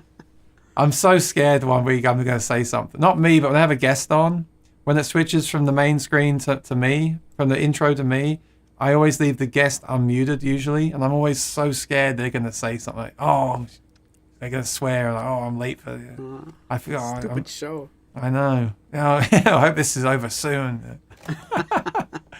I've started muting people, but sometimes you forget to mute them. It's like, oh. So yeah, that was me trashing my crib. It sounded funny though. Oh, great. Did I say anything? Wait, are you only there in the comments? Huh? Right now at 5:30, are you only finding that comment now? What? Oh, don't worry. We've only got like 15 more to go. That was a while ago. Well, Maury, this is a very popular show on the internet, and we have many loyal viewers that like to give us their thoughts and feedback, and tell us their jokes about my name, and talk about the noise I'm making while you're playing the guitar. Chalerism says, does that HD28 have diamonds and squares on the fingerboard? Yes, because it's an HD28. Is it long pattern or short pattern though? Oh. That I don't... Oh, that's a joke. No, it's not. No, it's diamonds and squares long, because they... Oh, is it long and short? And they make one that is just these. Would be diamonds and squares short. But this is the diamonds and squares long pattern. But that is the standard for an HD28, right? Correct. Standard inlay. All right, Colin was late. Dr. McFarland said no sound. I think that's a bad joke. I was watching someone stream the other week. They're like, do not joke about that. Do not joke about that. Was that you? Or was that Peter Gregg? Sounds like Peter Gregg. I used the Dario Humidifiers. Everyone's using them. That's great. Most of the time I can keep my guitars outside of the cases because I have around 50% humidity, but the saddle packs always hang in the sound hole. Yep, that's the way to do it. Cordoba upgrades to lifetime warranty if you buy their Humidicase for your guitar. That's cool. Humidicase is a normal hardshell case with a sponge fastener, and so it's a case with a humidifier inside it. Yeah, but that's my point that I said earlier on. How do they know you've kept it in the case? You see, this is. Yeah, right. This was my whole point earlier. Like, how do you know how the guitar's been stored? How do you know it's been stored in that case? They might have been left out on the couch. So I don't really get that. That's true. If it gets extremely cold and dry on some days, I use a room humidifier. Yep. I use it all the time, but it gets really dry in the rooms here. Because like I said, this heater is on or off. There's no way to adjust it. If I could just adjust it down to like 50. I once tried to cover the radiators with like silver foil and towels to bring the heat down. That would be okay then, maybe. It does work, yeah. But you've got to have the big radiator, the big ones where you can lay stuff over them. Yeah, it did work. Although that's the room that guitar cracked in as well. I think I put them on there after the guitar cracked. That's why I wanted to do this show today. I'm trying to warn people. Yeah. I'm just trying to warn people. So yeah, I haven't started actively taking care of this yet. Like the room humidifier is not on yet, but all the guitars do have humidipacks in them, and I always put the acoustic guitars back in the cases this time of year.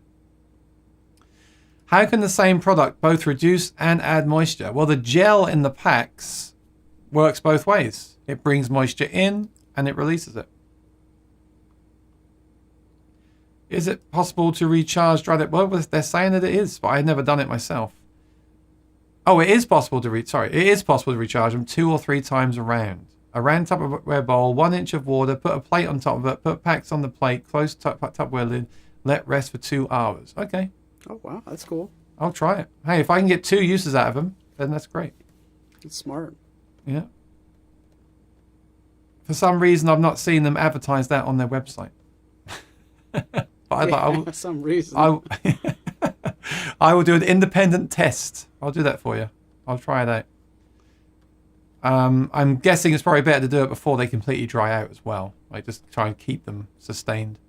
Jim says, how do Martin or Taylor soft cases stand up to humidity protection? What about soft gig bags? They're not good. They're not designed for that. They're going to let that moisture out. It's not a good idea, I don't think.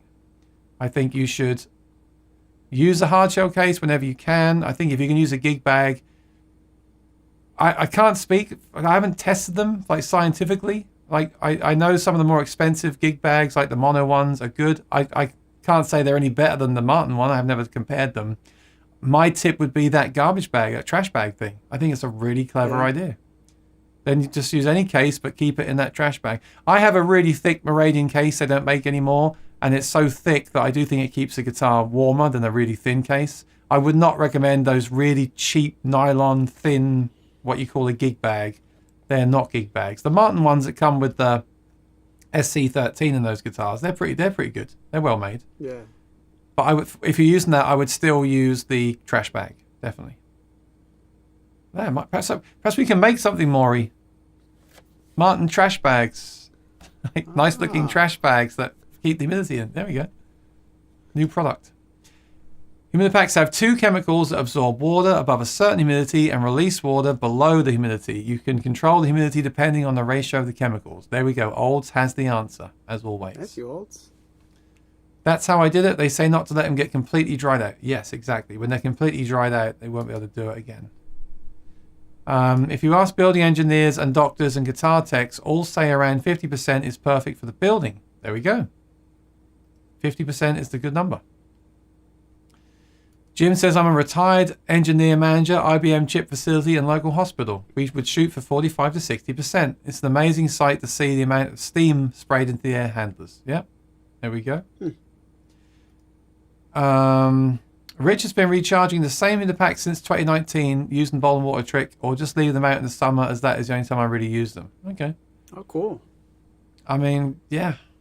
I don't want to recommend that because I just in case it doesn't work and someone's guitar gets a problem. But I'm definitely going to look into it myself.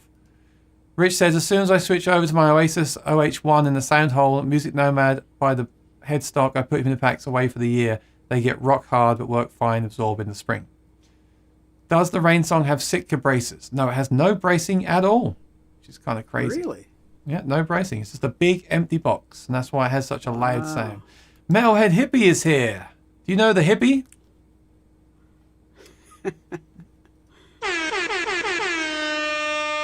Metalhead Hippie has a great show. It's quite, well, I don't know if other people are doing anything like it. To me, it's like revolutionary.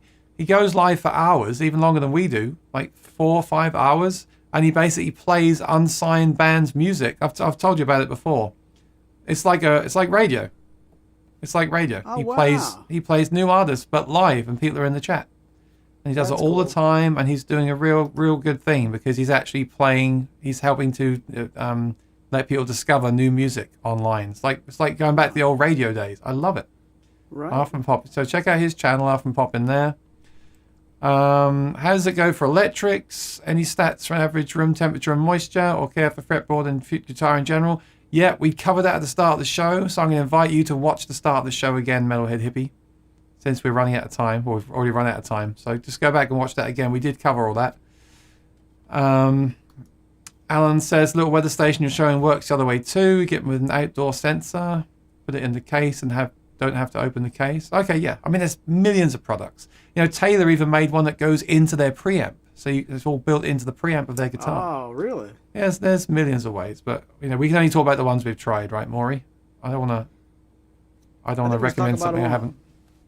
All of them? Have you got... Are you ready for a 7-day stream? Red Hat is here. Haven't seen Red Hat for a while. He's a user of the Anthem and also the Trans Amulet. Had a whole room humidifier installed. Very nice. It was made a huge difference in keeping the guitars humidified in the dry winters. I use a soap dish with a 3M cello sponge in the case as well. So there we go. It's another way to do it. Does the guitar case have to lay flat on the back when you use humidipacks? I don't think it has to, Maury, but I do tend to leave them flat because they're hanging in. But if you put the guitar upright, they'll just be kind of, yeah, it's fine, right? Either way. I think if it's like this, it's okay. The only thing you couldn't do is upside down. I wouldn't do this, but it's safe to do this. Yeah. Yeah. And Red Hat said I should try humidipacks in the summer. Well, that's the thing with those humidipacks. You should leave them in the guitar in the summer, and then they will get kind of replenished a little bit from the higher humidity. And then when you get to winter, they'll be good to go. But then once they dry out in the winter, well, it's up to you if you want to try to bring them back or buy new ones. Yeah. I've been buying new ones. Again, depends how many guitars you got as well. I think it's worth it considering. Where's the fire? Says hi. I think everyone's late because of the time change. Ah, This always happens every year. Why do they change the clocks? This happens every year. People came in an hour later. Rosin has them on the sides, no problem. Yep. Do you ship to Germany? No, I should have made it clear that that very generous offer Maurice had there is for USA only. sorry. Okay, he can't ship out of the USA. Where's the fires in southern Spain? It's 80% humidity. I hang my guitars on the wall. Is too much as bad? Yes, it is. We again, feel free to watch the start of the show later. I'm not being funny, but we did cover a lot of stuff at the start of the show if you missed it. And 80% is too high, and Humidipacks would bring that down to a safer level as well. You can also get dehumidifiers for your room as well if you've got that problem, of course. Yep. Martin doesn't allow that because of contracts with European distributors. That's right, and also it'd be very expensive for Maury to ship accessories out of the country, and you might never get them as well. Yeah, like I said, I put links in the chat to Toman. Toman are very good if you're in Europe. Where's the fire? Been on the wall for 3 years. Played daily. Appear to have no problems. Well, that's good then. If you've had no problems for 3 years, you're probably going to be okay as well. Like I said, I'd be more worried if I just bought my first nice standard series Martin. You know, I'd be much more careful. Almost done. Hard cases protect best because they seal better than gig bags. Well, I was careful when I said that because not always. The only way to test that would be to put stuff in there and see, like steam in there, and see if it comes out of the sides, like a vapor. See if it comes out the sides. There are some gig bags that seal better than hard shell cases. There are. Yeah, generally I agree with you. Generally the hard shell cases will be safer, but not always. Because if there's a big gap down the steel, then it's not going to protect. Yeah, a good hard case. It's got to be a good hard shell case or a really good gig bag. The hippie says thank you. Thanks for your show, hippie. Appreciate it. One day I'll get one of our songs on there too. That'd be great. Keep saying that. Not going to lie, the Taylor one in the preamp is really cool. It is. When I heard about that, I thought it was a bit gimmicky, but it's cool. Anything that helps the user look after their guitar is a good thing. Does anyone else prefer their guitars on the dry side? Yes, again, we said that earlier on. Yeah. Next week we're charging a late fee, okay? So make sure you're on time next week. 45% sounds fantastic. Yeah, we think the driest guitars do sound better. But we also don't want to risk them breaking. Yeah, they can sound too flubby if they're too high. Ice Coffee Tones, welcome. I use a cheap hydrometer and a plastic foam-filled box that hangs between the strings hydrated. So you're going the what's the word? You're doing the homemade remedy route. If strings are off and faster hydration is needed in a bowl of water and cover the sound hole. Yeah, that's something else you can do. Put a big bowl of water in the room as well. That can also help if it gets really dry. Poo Ninja says, jewelry ads as I enter. Seems like those should pay more. Okay. Sorry, I turned on monetization, I guess. Rich Johnson, there was a couple of times this year I didn't control humidity and it got a little muggy and the guitar sounded muddy. Yes, they can definitely make the sound muddy. Clock changes back to WW1 and again WW2. A cost-saving exercise. Oh, in World War I and World War II. It was a cost-saving exercise as less electricity used across the country if there's an hour less dark. Only 40% of the world changed for daylight saving time. Wow. Yeah, I wish they would leave it. It causes me a problem every year. Hippie says anytime. And Old says, Aaron, second part of comment said, wood in hard cases also absorb water and also help protect the guitar. Oh, good point.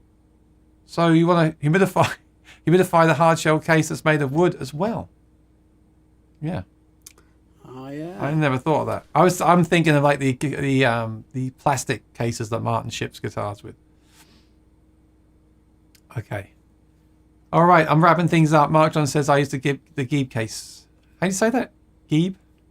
Geib. Yep. Geib. I used the Geib case, hard shell case.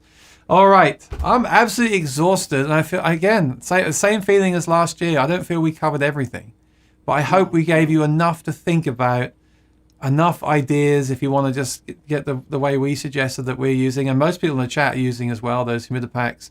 And don't forget, Maury generously gave us a discount code to get them as well. So if you're interested in that, do that. My advice is to get them right away. Whatever you do, wherever you get them, whatever you do. Look at that. He's so professional. It's unbelievable. You should have done this as it appeared. Oh, shut up. Yeah. Next time. And yeah, I can't believe how quick today went. I didn't even have a chance to show my Halloween graphics I wanted to show, because obviously I spent money on those. I wanted to get the most value. There goes the guitar. You know, look out for spiders. They don't like spiders either. Come on, you're scaring me. And bats are the worst one, of course. Oh. So I'll put those away, and for next year I'll get my money's worth out of them as well. There we go. Thanks, Aaron. You spelled my name wrong, David. Where's that ban button? Roeth is going to buy. Yeah, remember I put links below to humidifiers on Amazon if you want to check those out. My schedule this week, I'm moving Wednesday Gear Chat. Gear Chat's been great again, so I'm going to do Wednesdays at 1 p.m. EST. That gives me a good few hours before Maury goes live. So 1 p.m. Wednesday for Gear Chat, and Sundays back to 4 p.m. EST for the concert. Really enjoyed the concert yesterday. Thanks for hanging out with me. I was so happy I could actually use real microphones for the first, well, not the first time, but the first time I could use them and not have the fans in the background. Really enjoyed that. Maybe just what I'll never use a pickup ever again, because like Doug Young says, the cheapest mic sounds better than the most expensive pickup system. Sounds good. Yeah, really enjoyed that. And Maury, before we go, what's your schedule for the week? Well, tomorrow the Maury's Music Podcast drops again. That's every Tuesday. Wednesday at 4 p.m. back on YouTube for virtual tour of our current Blue Ridge and Martin inventory. That's at 4 p.m. on YouTube. And then Thursday is the return of Martin versus Martin. That's at 6 p.m. on Facebook. And that's the whole week for me. And don't forget, one more time, expires midnight on November 2nd. You get 10% off any humidity products here at Maury's Music. It's an exclusive offer just for you guys with code Humidity10 in the chat. Yeah, in the shopping cart. When you do the cart and it says coupon code, put Humidity10. Yep. What if they put Humidity20? Does that work? You get nothing. Your guitar will crack. Okay. One comment. I just got to finish with this one. This is unbelievable. Alan Coleman. After this, my shopping list has women's stockings and trash bags in it. Attaboy. Oh, that's brilliant. That's so funny. All right. Awesome. Okay, great chat. Yeah, thanks everyone in the chat. You know, I know some of these topics, a bit like the earplugs the other day, and humidity is not the most exciting thing. I'm sure this isn't the reason we got into acoustic guitars and music, right? But just take it from me, I've had a few guitars get damaged from not doing this stuff. Just go out tonight, go online, go on Maury's site, go on Amazon, buy these things, get them set up, and then you're done. Just keep your eye on it. Just be wary of it. Don't get obsessed with it. Because it's easy to get very obsessed with this stuff and end up like me with a box full of humidifiers and millions of things in every room. Yeah, don't worry too much, but just think about it. Do some shopping tonight. Get the place set up for the winter. Again, if it applies to you. Okay, so just wanted to bring some awareness to this today. And yeah, thanks for being here. The show is nothing without the viewers and the comments. Comments are awesome. Thank you, Lee. We'll see you during the week for our videos and live streams. Thank you, Maury. Thanks for hanging out today and sharing your knowledge with us. And I look forward to seeing you during the week. Appreciate it. Thanks, guys. All right. So everyone take care. Have a great night. And we'll see you next time. Bye-bye.